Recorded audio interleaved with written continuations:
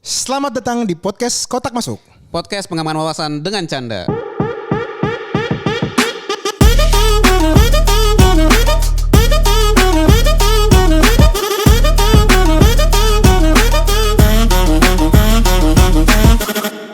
Hola. Halo semuanya, balik lagi ke podcast Kotak Masuk. Kembangkan wawasan dengan canda. Menyala bangku. Ilmu padi ya bangku. Yo, ilmu padi. Kita di studio bukan departemen kegelapan ini. Ya agak inilah, gelap. ada agak gelap memang gitu. Agak gelap tapi kita ngebahasnya bukan kegelapan. Apa tuh bang? Kita akan ngebahas sekarang makan siang gratis. Makan siang gratis. Gila. Harusnya sih ini episode tayang belum dilantik ya.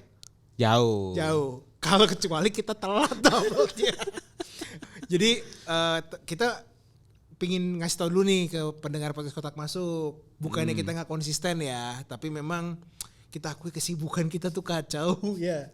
Ya mohon dimaklumi lah. Iyalah. Gitu. Tapi kan kita tetap fokusnya dan komitmennya adalah menyajikan episode-episode lah ya, yang berkualitas insya Allah. Ya gitu. dengan juga kalau dilihat episode-episode yang kemarin-kemarin kita udah ada narasumber akhirnya kan nih Ke. Alhamdulillah ada narasumber lagi dan tolong yang untuk mau jadi narasumber DM kami. Ya enggak ya? Benar.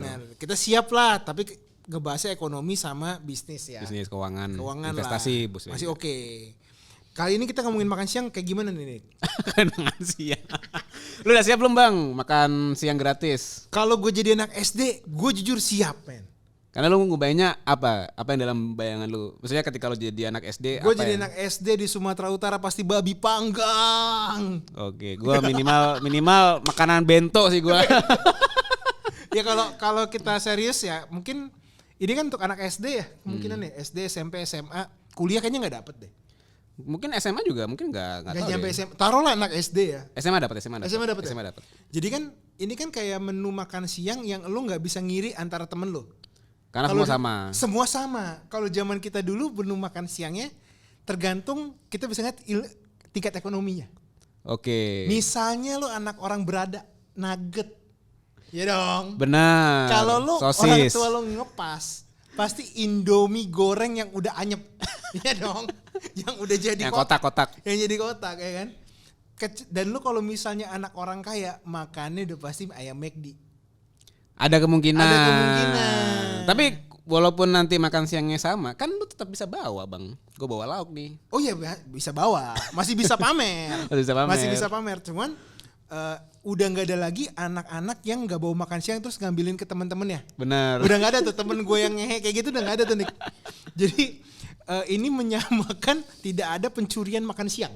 Benar. Semuanya bisa makan. Semua bisa makan. Dan gitu. ini lumayan menarik ya program pemerintah kita yang program presiden terpilih nanti di Oktober yang cukup menarik dan kita akan bahas. Siap. Jadi apa nih bang? Kenapa jadi ngomongin makan siang gratis nih bang kita? Ya nih, karena kan yang menang kan ya tim kampanye kemarin kan. Ya Pak Prabowo Subianto. Prabowo dan Bapak Gibran. Mereka kan pinginnya kan kalau yang gua nggak salah tangkap ya nih memberikan gizi merata. Menurunkan tingkat stunting. Benar. Ya kan? Biar ini bisa menyelesaikan di masalah di daerah ataupun desa. Jadi desa-desa yang tertinggal itu jadi prioritas. Betul. Gitu ya? Karena kalau dilihat juga dari program pemerintah saat ini Presiden Jokowi juga dan sebelumnya stunting ini masalah serius loh men. Lo kalau ngeliat websitenya BKKBN itu bukan cuma masalah keluarga berencana men. Program stunting tuh lagi gila-gilaannya. Karena masalahnya bukan di kota besar nih, di desa masalah kita. Benar. Dan kalau program makan siang ini bisa menjadi salah satu solusi, menurut gua kenapa enggak? Benar. Nah, tinggal kalau di kita kan sama ya, programnya bagus, eksekusinya. Ini akan ada drama apa nih, Dik? Nah, kalau menurut lu gimana, Dik? Ya kita kan bahas makan siang gratis ini kan lebih kepada salah satu program aja nih kan, Ya, gitu. program Jadi mungkin kita akan coba ulas sedikit secara singkat. Waktu kemarin kampanye gitu kan, kira-kira Pak Prabowo dan Mas Gibran ini tuh bawa program ekonomi apa aja nih gitu. Betul. Jadi secara singkatnya kita akan coba bahas. Nah tadi udah disebutin Bang Moses, salah satunya adalah makan siang gratis yang sebenarnya tujuannya lebih banyak kepada ketahanan gitu ya, ketahanan ekonomi gitu. Nah, tapi masih banyak sebenarnya program-program lain yang dicanangkan gitu. Jadi Contohnya? yang paling sering kita dengar pada saat debat adalah hilirisasi. Itu tuh jadi apa ya menurut gue ya? Bercandaan ya. Jadi Sebenarnya itu apa bercandaan. sih ya? Menurut gue ya? Hilirisasi kan berarti kan semuanya end to end kayak supply chain kan? Ya, jadi kalau sebelum hilirisasi berarti kan hulu nih. Hulu ya. Nah, jadi lu kebanyakan mengekspor hasil-hasil alam tapi mentahnya doang.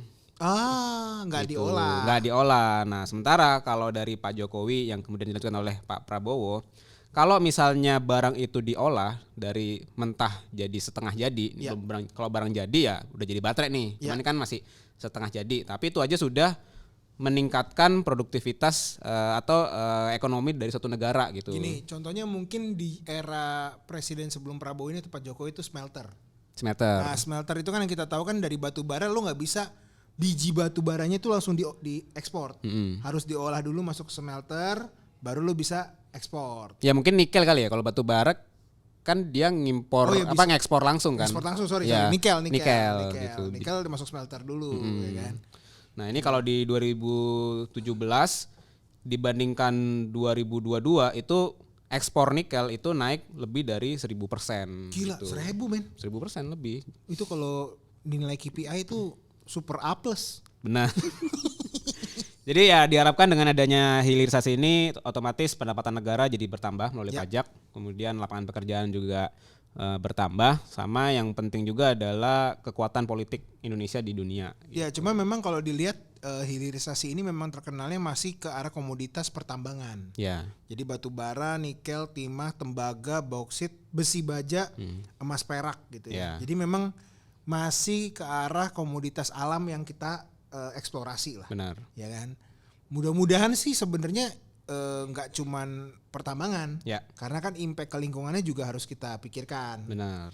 Dan kita juga tahu ya beberapa kasus di Jawa Tengah kemarin juga pas pemilu kan terkait lahan segala macam ya. Dan moga-moga sih pemerintah kita gak cuma ngomongin ini lagi ya, karena jelek juga buat lingkungan. Saran gue sih itu. Betul. Terus ada apa lagi nih? Kalau udah punya itu berarti duitnya banyak dong. Penerimaannya banyak dong. Ya, diharapkan penerimanya banyak. Ya itu udah direct relationship lah ya. Betul. Hubungan langsung bertambah. Nah, yang program berikutnya ini sebenarnya lebih kepada mungkin menunjang makan siang gratis dan juga rencana ibu kota negara baru. IKN. Nah, jadi kenapa ini penting? Karena yang pertama makan siang gratis itu kalau dihitung-hitung butuh 400 triliun. Buset deh, banyak banget. Banyak. Setahun 400 T. 400 T. Wow, gila. Berapa? Itu dari tim kampanye ya, Nik ya? Ya, 400 triliun. Nah, IKN itu kalau melansir dari media-media itu butuh total anggaran itu 466 T.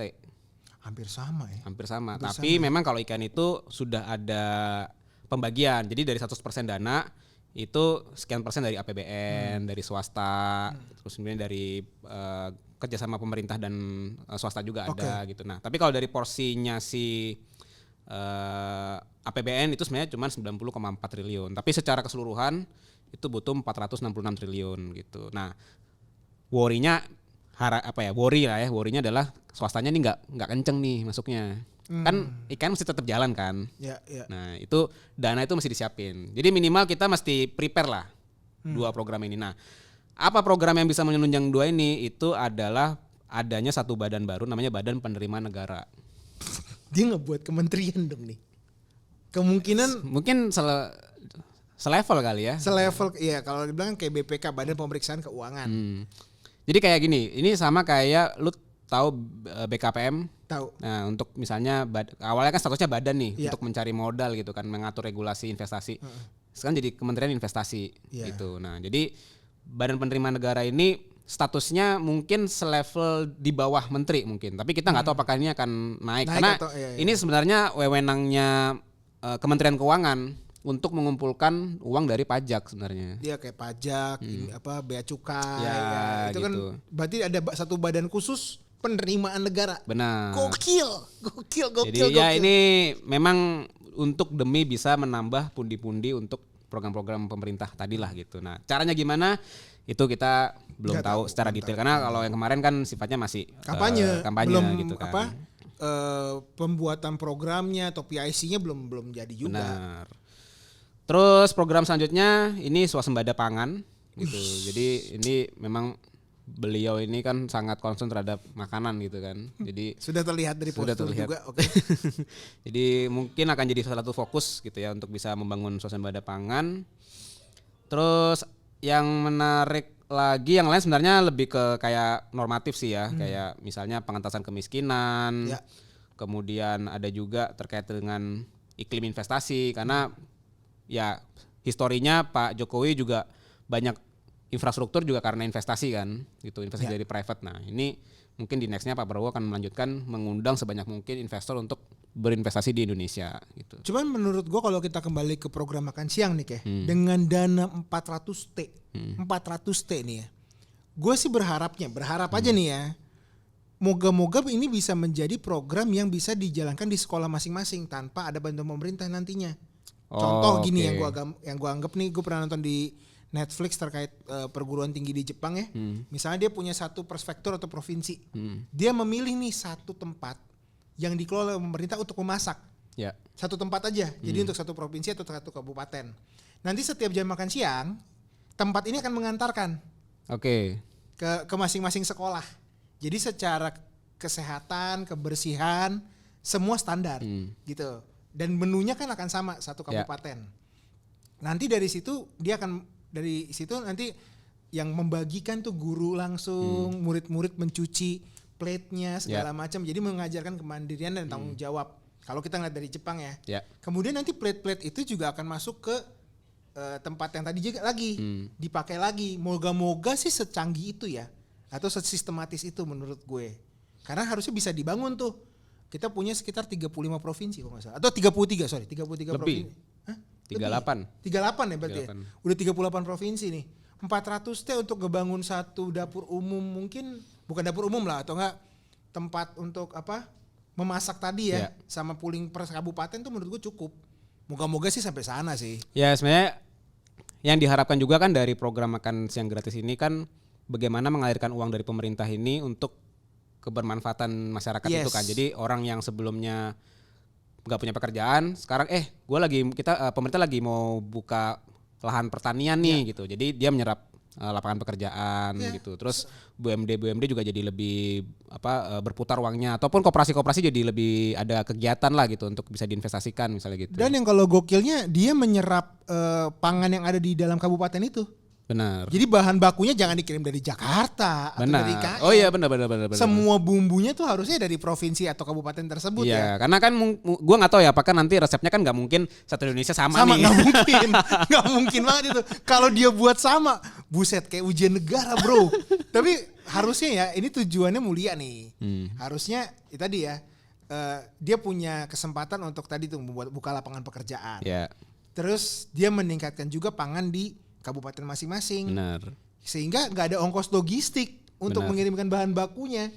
Nggak ada biaya logistik yang berlebihan lah gitu. Secukupnya lah gitu. Secukupnya. Efisien. Jadi tanpa swasta pun sebenarnya ini bisa berjalan. Nah, tinggal paling nanti dibilang ini akan berbenturan sama otonomi provinsi atau otonomi daerah.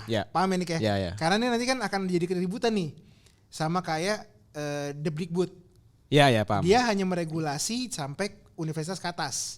Tapi SD, SMP, SMA itu di bawah kewenangan provinsi. Nah, ini ya dari sisi politik gue nggak paham. Tapi dari sisi pola bisnis operasionalnya, it make sense lo punya 400T dan ngebangun ini sebenarnya. Di luar bahan baku ya, maksud gue, lo ngebangun infrastrukturnya, mungkin lo bisa ngebangun chef yang bagus, ngeliat juga ada dokter gizi. Benar. Sampai lo buat pangannya itu pasti gokil banget sih. Jadi kita lihat aja. Ya kita mendukung lah. Gitu. Siapa tahu kita jadi tim sukses. Tim sukses apa? Staff khusus. Ya kita tunggulah kabarnya. Siap. Terima kasih kawan-kawan sudah mendengarkan episode Makan Siang. Sampai ketemu di episode selanjutnya. Bye-bye.